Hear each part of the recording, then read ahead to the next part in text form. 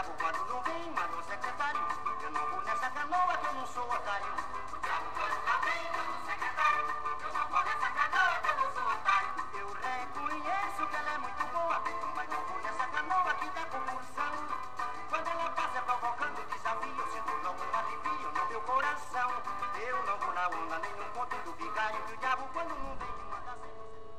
A cidade era muito pequena, normalmente não tinha entrega de jornal.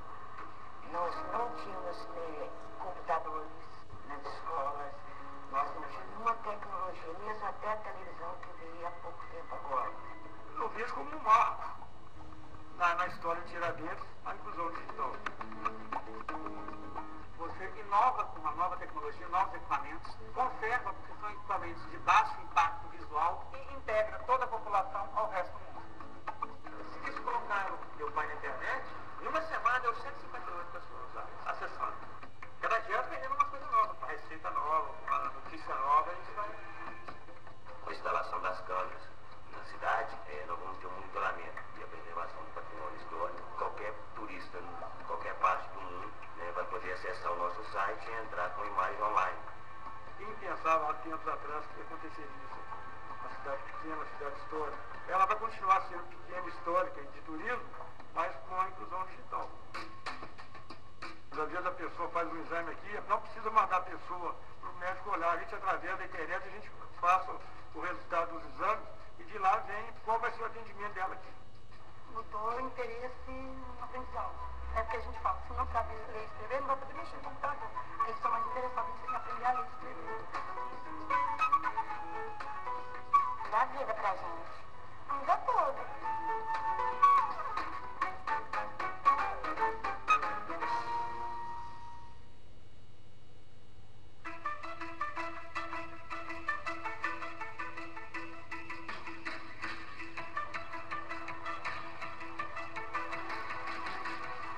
A GAB é uma empresa de administração de investimentos que administra fundos no Brasil e também no exterior. Verificamos no início da formação aqui da Gávea que nós precisávamos ter uma solução flexível, segura e que tivesse um custo razoável.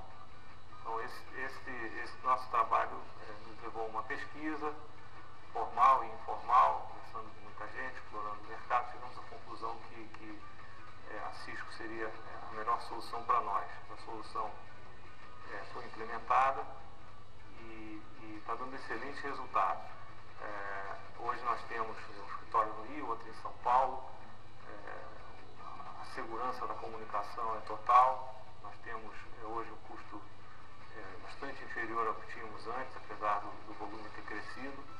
E as possibilidades internacionais também de ter já têm sido testadas e são hoje usadas por todos. Nós viajamos muito, esse também é um aspecto bacana. Então é tudo integrado, facilita a nossa vida e nós nos sentimos tranquilos e isso tudo a um custo menor do que o que nós tínhamos antes.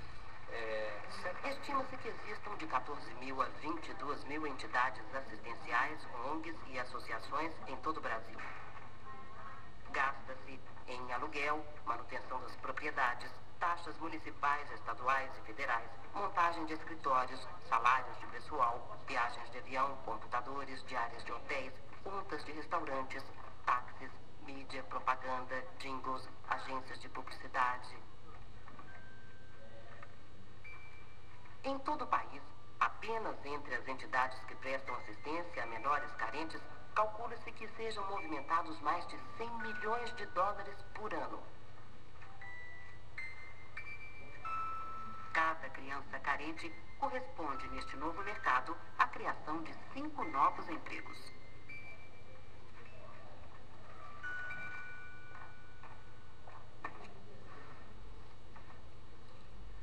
Desde 1982, o Estado cadastra os meninos e meninas de rua. Está tudo muito bem organizado. Se houver necessidade para algum histórico no futuro, está tudo aqui.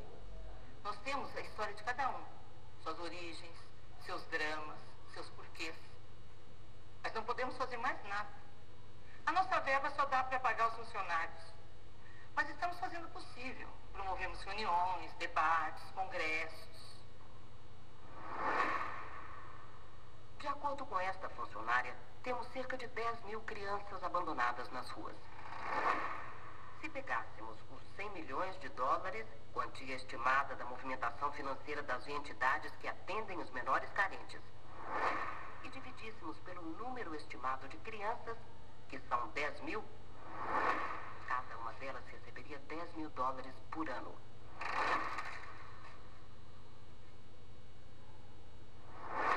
Com esse dinheiro, seria possível comprar um apartamento de quarto e sala para cada criança a cada 2 anos.